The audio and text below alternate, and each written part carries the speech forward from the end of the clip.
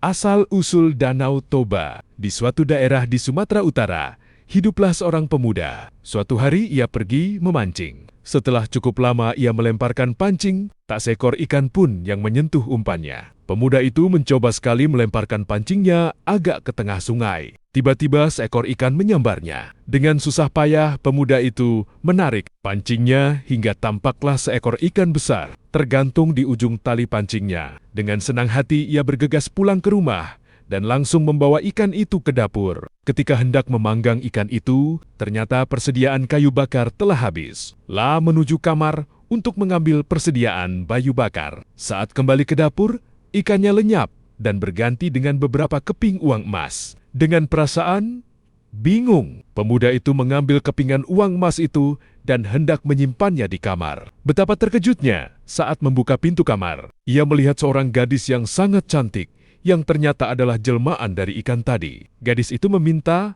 untuk diperbolehkan tinggal di rumah itu. Akhirnya, mereka pun menikah dengan syarat sang pemuda bersumpah tidak akan pernah mengungkit asal-usulnya. Setelah menikah, mereka dikaruniai seorang anak laki-laki. Suatu hari, ibunya menyuruh anak itu mengantarkan bungkusan nasi dan ikan panggang untuk ayahnya di ladang. Di tengah perjalanan, tiba-tiba anak itu merasa lapar. La pun berhenti dan memakan sebagian isinya. Sesampainya di ladang, ia segera menyerahkan bungkusan itu kepada ayahnya. Sang ayah pun murka melihat isinya. La murka sambil berkata, "Dasar anak keturunan ikan." Anak itu pun pulang dan mengadukan kejadian itu pada ibunya. Sang ibu pun sedih.